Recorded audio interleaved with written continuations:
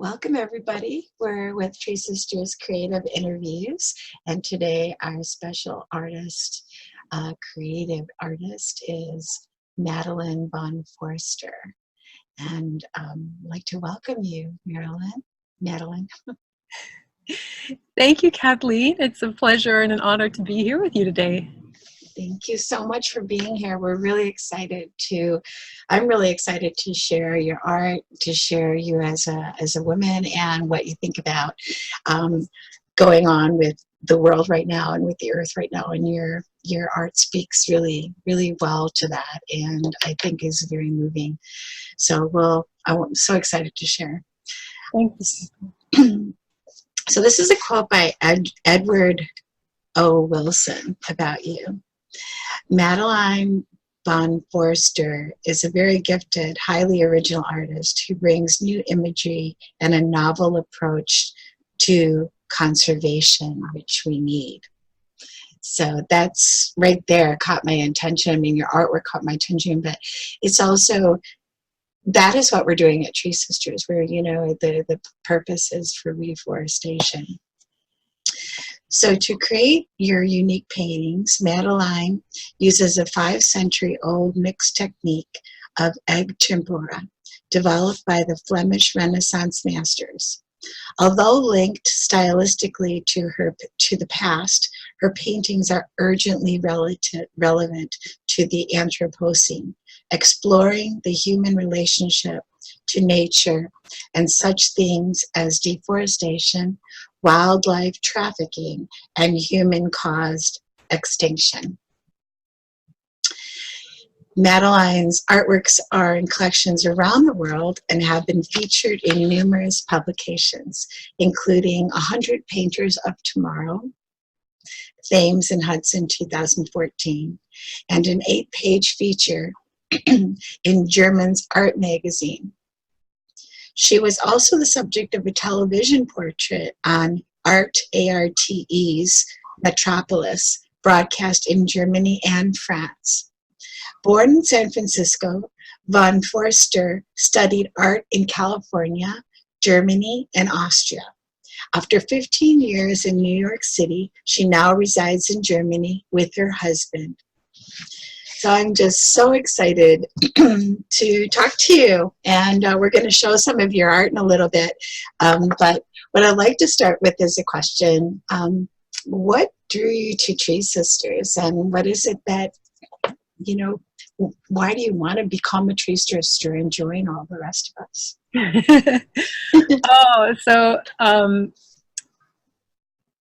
Treesisters was just something I resonated with in this immediate, visceral way. Like, do I want my money to be planting trees month after month on an ongoing basis? Well, hell yes, I do. That's exactly what I want to be doing. And it just, to have it just kind of happening in the background every month is like adds so much to my life, actually. And, more than that, to just feel like I'm part of the community with the other Treesisters, because every single person who contributes is, helping change the earth. Every single woman who is planting the trees is helping change and save the earth, and not a single one of us could do it alone. So it's this incredible collective project that is, feels really beautiful to me, like a community I would be proud to be part of. So I think I found out about it, and 20 minutes later I was signing up. Yeah. That's probably the amount of time it takes most of us to connect, I think. Yeah, it's visceral, like you said, and it's sort of a calling forward, isn't it? Absolutely, yeah. And when I saw your artwork, I felt the same type of thing. Thank you. So, that's sort of my position with Treesisters. I work with community engagement, but also the artist partners, which you are now one. And we're just so grateful to the idea that the creative energy is the thing that is calling people together. Mm. the beauty and the inspiration, Mhm. So for me, that's always been Earth. It's, as an artist and myself, it's always been nature that inspires me. I mean, people and circumstances and all those type of things as well. But if I'm ever empty, I just have to go out and just to look at nature. Inspires me on so many levels. And I wanted to know, how do you connect with your muse? I mean, what is we know that you're now painting, for the earth, really is what you're doing. And so how does this happen 100%. for you? Yeah.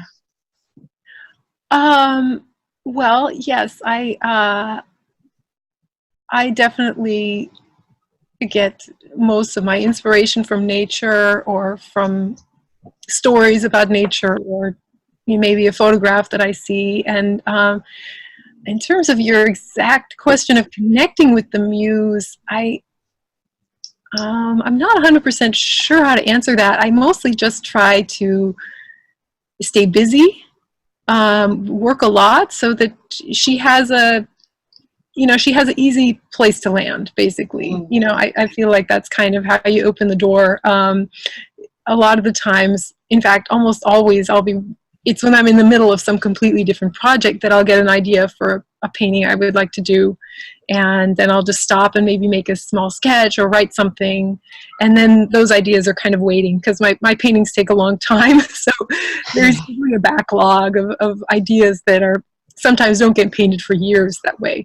But they're there, and at times when I'm forced to come up with an idea, I usually can. Like, it's a matter of sitting down and maybe writing a bit, doodling a lot, giving myself the freedom to have some really bad ideas. That's absolutely integral to that. Is just absolute privacy and safety to know I can come up with as many disposable ideas as necessary before I find something that I like. So yeah, that's great. That's really great.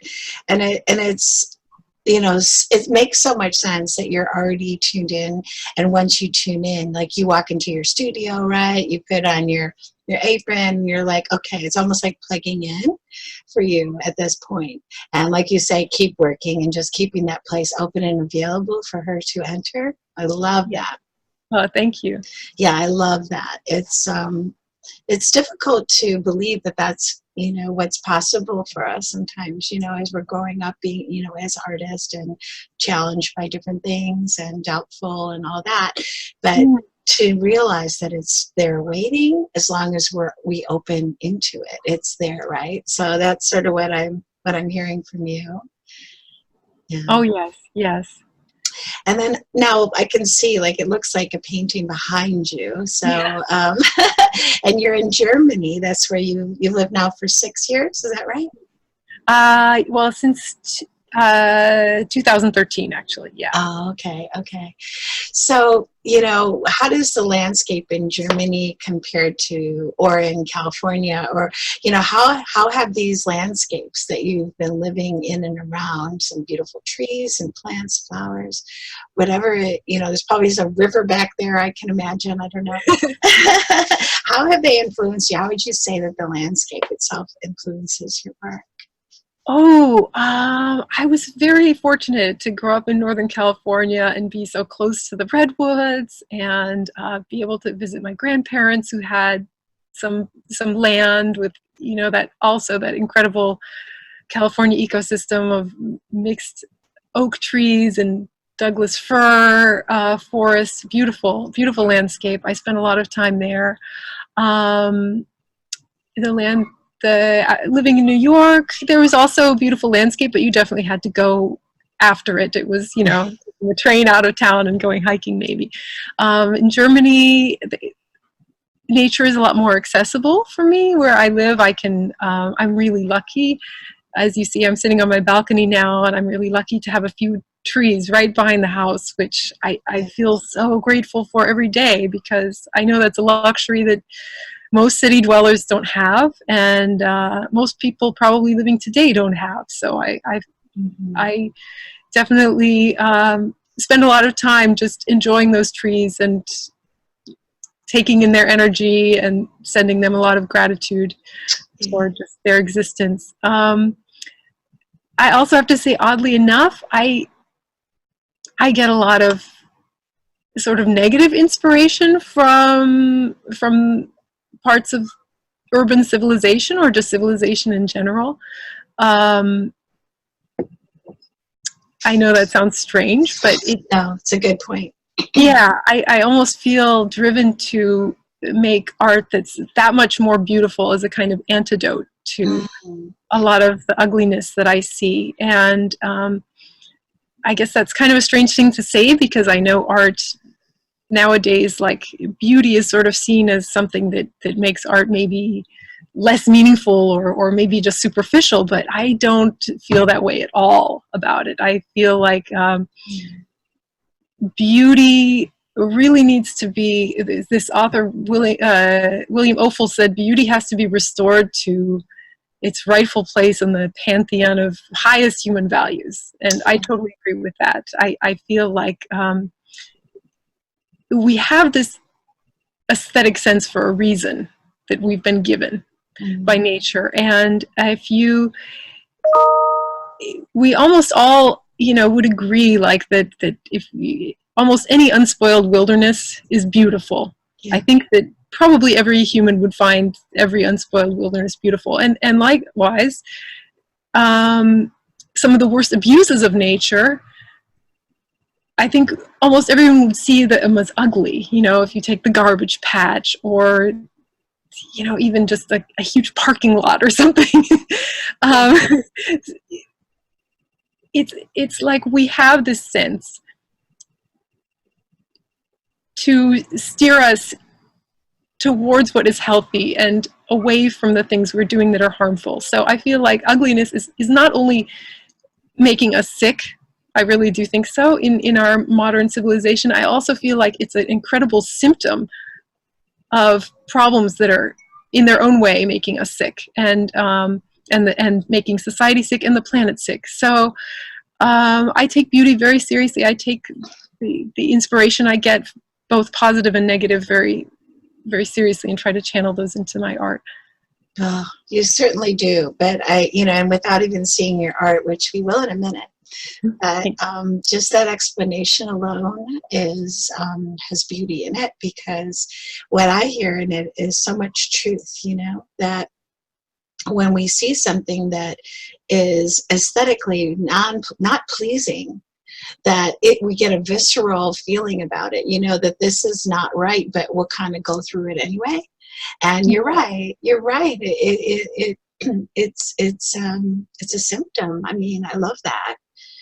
Thank you. And let me just be clear. I don't want to confuse this with human beauty, which no. In its own way is turned into another thing to be commodified under modern capitalism. I'm talking about our environment, our surroundings, natural beauty, like the truth of beauty, like the really unmakeup, unsculpted, for women. I mean, goodness, Treesisters together. We're talking about reforestation, but we're also talking about the feminine, the nature-based feminine leadership. And those two things are, what Treesisters is all about. And nature-based feminine leadership comes from that place of knowing what natural beauty is and how it shines, and allowing it to grow more. I think,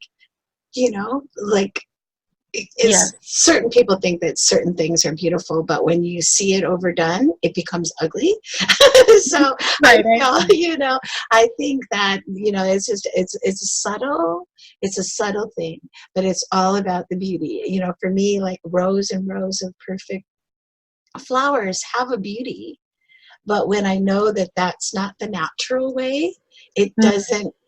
That's not my thing, and I'm not saying that's not good for anybody else, but for me, I like to just see what nature does all by herself. Like, even in my own yard, that's what I do. I mean, I try to maintain the invasives that, come through, but it's almost all native. There's hardly any grass here. And, people have called and reported, you know, the messy yard, you know. And No. I'm like, no, no. But I love it when they do that. You know, don't do it anymore, but they used to do it a long time ago. And I have a sign that says, you know, Conservation Foundation, this is approved, you know. I have more butterflies and bees and birds and all those things. But when people walk by, they're like, you know, like there's not rows and it's not tidy, and you know, it's this kind of overgrown, and I don't know what that flower is, or that one doesn't have color, it's just green, you know, who knows, and what they think. And I've brought them through and said, let me show you, you know, this is, Wow. you know, so it is, I guess, beauty beyond the eye, in a way, you know, and I'm sure that could open up a whole big conversation for many I of wish I us. could see it. Yeah, I can't really just hold a camera because all these windows have kind of drapes on them, but yeah, I will take some. I have some pictures, and I'll send you some. Yeah, now I want to. I want to share. I want to start sharing your art with everybody. But as we do, actually, before we do, I mean, I want to just talk about, again, I mentioned the Renaissance, you know, egg tempera and all of that. And if you could talk a little bit about that before I start to show, and like, you know, why did you choose to work in that way and things? Okay. Yeah. Right. Like, it's a very labor-intensive, time-intensive technique. Why would anyone paint this way? But for me, it just met my particular needs to be able to have a great deal of detail in my paintings, because I love detail, but also to have all the benefits of oil paint. And so to really oversimplify, it's a painting built on an egg tempera sort of skeleton with then alternating layers of oil paint, oil glazes, and more egg tempera. And so in the end, you have all of the wonderful blending effects of oil and the beautiful transparencies. And then you can also have very sharp, fine detail like you do with tempera. So for me, it's perfect. It's worth all of the time. Since I learned this technique, I've hardly painted any other way. And yeah, I love it. Oh, I just lost you. Oh, no. Reflects light back out of the painting. Oh. So the paintings have a real glow when you see them in real life. It's almost a stained glass effect that is really remarkable. I think the pictures have a glow too, so I'm going to pull them up right now. But I would love, and hopefully someday will, see them in person. Oh, I would be very honored. Here is, I mean, I haven't fully decided, but this could be my favorite. Oh, thank you. Can you tell us a little bit about this? This is called Mother. I have the name written down here. The Mother of the tree. The Mother of the Tree, yes. Yes, and the original title is Tsariwa Mama, and that's in the language of the Kokoma tribe, who are in the Peruvian Amazon. And I was taking a sort of nature tour in the Peruvian Amazon on a boat, and we had sort of an who, by the way, had no gray hair and had perfect teeth. It was really amazing. It shows you what the kind of, you know, health that herbal medicine can provide and long life. And I asked him if there was any special sort of challenges he encountered when he's making medicine. He makes medicine out of plants. And he told me that every plant has a mother spirit, and she has to be consulted before the plant can be used, otherwise the plant might do harm. And I thought this was just such a beautiful beautiful idea. He said whatever she demands, he has to incorporate into the medicine.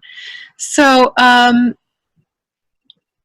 just found this to be a beautiful approach to making medicine and to using something from nature also. And so I wanted to kind of base a painting on that idea. But what was very interesting is that the night before I had actually done this exact sketch in the cabin of the boat. Because we saw so many logs, so many fallen trees in the forest that were just teeming with life, with animal life and plant life. They were like these nurseries for new little baby trees to grow, and termites and mushrooms and all these incredible things happening whenever a tree fell down. So I thought I wanted to do a painting that involved both of these ideas a little bit of, of trees giving birth to new trees. And there's a name for it in Germany, right? The something like something Kugel. Oh, I don't know that word, but that's fascinating. I love that. I did it with a friend of mine. They had a big tree that fell, and she researched it, and she found that instead of like chopping it up and burning it or getting rid of it, that you cover it with dirt, and you kind of plant it in a way. It's called something Kugel. I'll find out the name of it, and I'll put it in when we do this. And that's what it reminds me of too. And I just love every little detail. I mean, it's just exquisite. This beautiful leaf creature, leaf bug. Thank you. They've always fascinated me. Any way that they can look like they disguise themselves to look like a leaf. It is amazing. It is amazing. Yeah. And most of these were animals and plants that I saw also on that trip. So I wanted to kind of do a tribute to them and to the beautiful Peruvian Amazon. And the wood that I envisioned for being this tree that is the carving is a kind of tree that's endangered, unfortunately, due to overharvesting in the Amazon. What type is it? Do you know offhand? It's okay. You don't have it on the top of my head. On the spot there. No, it's beautiful. And I also love the combination of sculpture that you have with the nature, so that it kind of elevates it to the old world sculpture. And that is there more to that connection? Yes, in that I often use this motif of figures carved out of wood to sort of personify the tree herself or itself, because I find that we have, as a society, or just maybe as humans, we have a hard time kind of seeing trees as sister beings. And so this is a kind of way to imprint them with something that we can relate to a little bit more. But every time I use this motif, it's meant to represent the tree. It's not meant to be a person. It's really meant to represent the spirit of the tree, kind of. Yes, yeah. But it does have that show the immediate connection, and the womb opening, the whole thing. I mean, this particular one for me, I mean, they're all that way, but I think what's happening is I'm going into each one until I can't, I fill up on it, and then I'll be moving to the others. But here we go, because there's some just like this is the redwood cabinet, or this is the Amazon cabinet, right? Yes, exactly. Yes. Wow. And that's great that you picked this one to go next, because this is also the Amazon ecosystem represented, and in this case it's the mahogany tree, which has which is unfortunately really inextricably linked at this point to the history of colonialism and environmental destruction of the Amazon. They say for one mahogany tree, 50 other trees might be cut down just to collect that tree. So when people buy mahogany, when people panel their office in mahogany, it leaves this huge hole in the forest.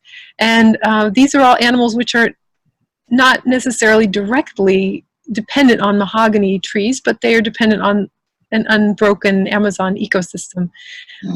So it's a whole collection. And so since people often, might make a cabinet out of mahogany wood, I wanted to make a cabinet that not only represented the tree, but also, its contents are the animals and plants that require the living mahogany tree. Yes, yes, the contents of the cabinet. That just goes straight to my heart. And you've put writings with these usually, just to expand on what you're doing. And I have a few of those, and with your permission, I'll add them when I post this video, if that's okay with you. Oh, I'd love that. Yeah, thank you. Great, great. Let's go to the next one. And this one is the redwood cabinet, right? Yes, this one is the redwood cabinet. So in this case, these are animals and plants that directly depend on living and thriving redwood forests. And for that reason, a lot of these plants and animals are also endangered. I'm sure a lot of the viewers today know the statistic that 95% of the redwoods, the old growth redwoods, are already gone. And unfortunately, you would think that would be enough reason to never cut down another old growth redwood, but it's not. They're still also, it's still happening sometimes. So just the way that the redwood trees sort of protect and foster all of this life, I wanted to create, a figure who is kind of making that gesture towards these creatures. And if you notice that little drawing, or yeah, exactly, they're pinned to the cabinet. That is really fascinating. Some people who have explored the ecosystem up in the treetops, there's these, because these trees live sometimes for hundreds and thousands of years, mats collect over time, mats of fallen needles and dirt and dust, and they stay moist from the fog. And there's whole ecosystems in there of animals that may never touch the ground, like that little salamander to the left of the flying squirrel, is an animal they've discovered in the redwoods that never actually touches the ground. Wow. And it only moves from treetop to treetop. And the same with this little crab. It's actually an aquatic crab that would live in streams, and they found this crab living in the tops of the trees in these mats. It's really fascinating. So there's so much to discover in these ecosystems, and but we can only find these treasures as long as the trees are healthy and alive. Right, right. Yeah, I can see how this is that's so important to note, because of the aquatic and the moisture and the water, that is given by these trees, it's created by these trees, especially in the Amazon, but also in the redwoods. But in the Amazon, we had just had this with Claire at Treesisters, that the river, there's actually like a cloud river, I think they call it, which hovers above the trees. And it's longer than some of the biggest rivers in the world. And it supplies the water. So this is... I love that, Kathleen. Wow. Yes, I know. So, there's some information that we can share with you, and some information that you're sharing back that supports these things. I have never heard of the aquatic creatures, and it almost makes me want to cry. To realize how little it's always been fascinating to me, everything about Earth, and never we don't know a droplet. I don't think we know a droplet. But this makes it so much more like I want to see it and touch it, but I can't go there. I can't go to the Amazon, to the redwood. But with your work, I was at the redwoods. I shouldn't say that. I was just there. But you're making it accessible, and then and then your research that you're looking into the science of what is happening with these trees and in these woods. So wow, it's really beneficial work. Let's see. Oh, here's another one that it always captures me, how this owl is looking at her. Oh, thank you. Thank you so much. Yeah, that is so. That painting is the last painting in a series I'm working on currently, and I almost don't want to say too much about it now because it's part of kind of a whole story, and Yeah. it's a whole story about a figure carved out of wood who has this desire to kind of become a tree again, to go back to the forest. I love it. Yeah, I'm looking forward to that unfolding of that story, and just without saying too much about it, I just want to see. I just love, like, there's so many parts that I can lose myself in and find nature, and I like that. I like losing myself and finding nature, and this piece of earth right here with I believe that might be some type of an oak tree leaf, but I'm not sure. Growing from her heart, and I don't know. So anyway, we will keep an eye open, and I will definitely share. I know you're going to let us know when your exhibit. Oh, definitely. Yeah, thank you. I'm glad you shared it. It's one of my favorite paintings, and it definitely took a lot out of me. That painting took 6 months to do. How big is this painting? It's about 5 feet by 2.5 feet or so. Yeah. The colors are so clear and crisp. Like the leaves, you can just touch each one. It just feels. And the wood, everything about it is, I could talk about it for a long time, but I can see that, you really worked hard on your technical skills, really high craft. Now this one, let's see, My Atlantica, is that it? Or My Atlantica, I think. Boy, it's okay. That is the title is in Malagasy, and it's actually a portrait of an activist and singer, Razia Said, who is from Madagascar, and she wrote some really beautiful songs about saving that landscape from destruction and deforestation and slash and burn agriculture. And so I was inspired to make a portrait of her. And, that's an actual woman. I got it. Yes. Look at some of the animals of Madagascar. The way she's holding each and every one, and they're holding onto her too with such love, and then those flames coming out of her. Well, yes, because unfortunately a lot of the main problem in Madagascar is that the forests are burned down then to make room for agriculture. So so I wanted to depict her as a woman carved out of wood that is burning. Yeah. It's your work is touching on many levels, and it's such creative activism that we all aspire to at this point. I think that the messages come really clear here that cannot be really said in words within a certain amount of time. I mean, maybe in a few different things, that everything comes together here. I feel it all. I feel I feel the pain. I feel the strength, her strength. I feel the love. I feel the fear. I mean, yeah, but I do also still feel the endurance of it. Like, this is, we'll endure.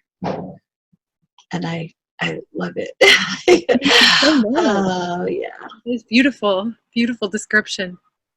Here we are. This one too. Please tell me. Oh, yeah. So this is a new experiment that I did to trying a different painting technique. You'll notice it has a very different effect. This painting is gouache on paper, but it's kind of a study for a painting I will be doing in the same technique as all the other ones. Probably next year, whenever I'm finished with the series that I've been working on, that we just saw. And there's over 30 species in this painting from Costa Rica, which is somewhat of a success story. Costa Rica has actually succeeded in increasing forests over the last decade or so. So that's very exciting. And here's some of the plants and animals from that amazing, unique ecosystem. And yeah, they have a message for us. Yes, if we would like to listen. yes. So that's the. I love that. The message. Let's just bring that closer. There's a message if we listen, and we need to listen and get out of the way. Oh my goodness. Yeah, so you're traveling a lot and going to all these places and experiencing them firsthand as well. Here's your. I haven't actually been to Costa Rica. I would love to go, but I get a lot of inspiration from books and from the internet, and I don't think it's always necessary to go to a place to be able to, to get some sense of it. Yeah, no, I don't. You can tell that by the work. It proves it. So here you are in your studio, and with your oils and the egg tempura, right? Is this the egg over here? Let's see. I think in this particular painting, I must be in a phase where I'm using only oils. That looks like all oil paint. The tempera is always white, so I build up the underpainting is white on a red tempera. Actually, the very base coat is a red tempera, and then the underpainting is white on top of that, and then the oil colors come on top of that. Beautiful.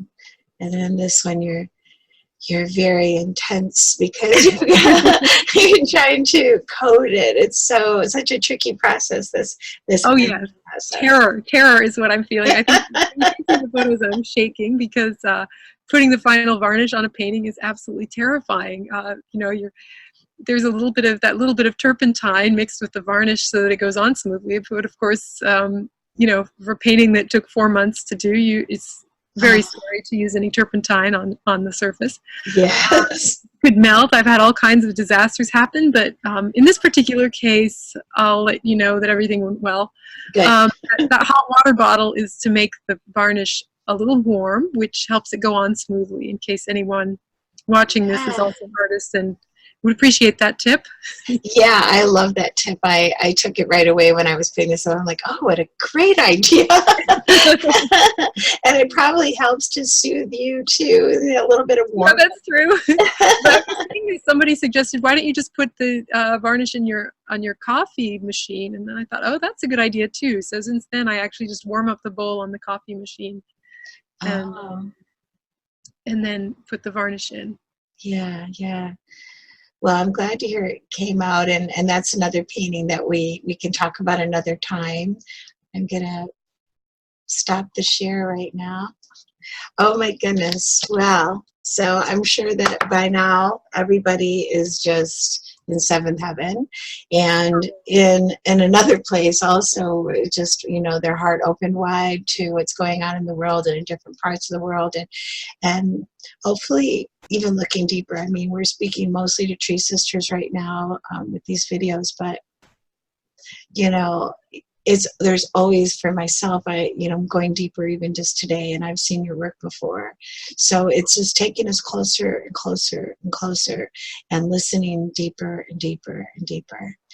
And I just really appreciate so much. And I just felt like the immediate connection between you and I as well when we first started emailing to each other. Oh, me too. And I I also just so appreciated the tone of your communication. It felt really good to me to get your email, and feel compelled to share that with everybody.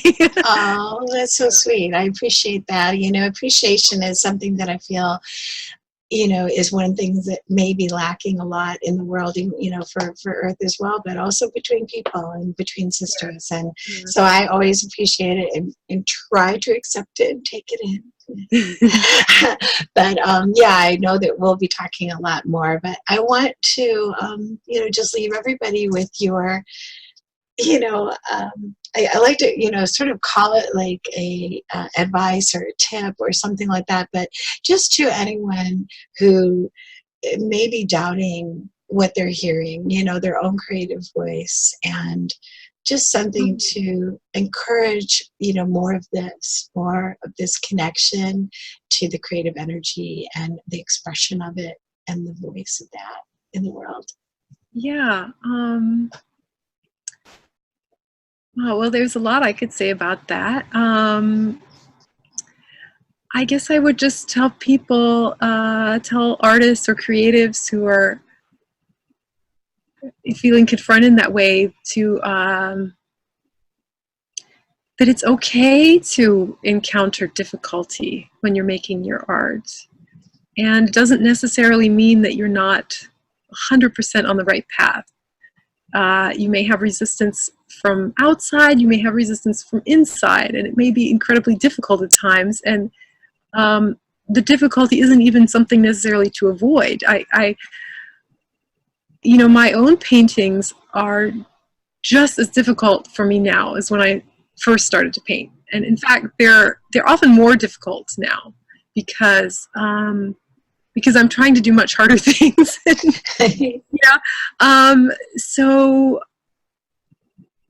I guess I've been doing it long enough that I just consider that to be part of the process. I'm not scared by it. I just lean into it. I don't try to be comfortable, because I feel like if I'm too comfortable, that's probably not the right place to be, actually. But we're so trained by society to seek comfort, or we're always given this message that, everything will align and that it will be easy when you're doing your heart's desire. It's not necessarily easy to do your heart's desire, because maybe your heart's desire is to really go after something that you've never done, that challenge yourself. Yeah, absolutely. So if that can, I guess that sounds kind of strange, but if that gives anybody solace, I hope it does. It does for me. That there's nothing perfect about it. It is what it is, and just to not, really be too hard on ourselves to expect something. Yes. A certain way. Right. Actually, Kathleen, that's another good point too, that to really, what is it? It's in the Dhammapada, I think. I can't remember, but to be attached to your actions, that we don't necessarily, can't necessarily take ownership of the fruits of our actions, but we can try to have the most integrity possible in our actions, or, intention. Yeah, that's a beautiful way to end this conversation, because I feel that very strongly in your work, and I feel that very strongly in you, the integrity. And I just can't wait to, just get more. I'm really looking forward to the next exhibition, and, letting us all know, and I'll let everybody know too. And I look forward to seeing how, your work comes across through the message of Treesisters as well. And for sure. Thank you. It's such an honor to be part of this community, and just sending lots of love to all the other Treesisters out there, and gratitude for everything that everyone is doing to make this change on the planet. It's a beautiful thing. So much appreciation all around. It's so good to have you here today, Madeline, and we'll be in touch soon. See you, everybody. Okay, bye-bye. Thank you.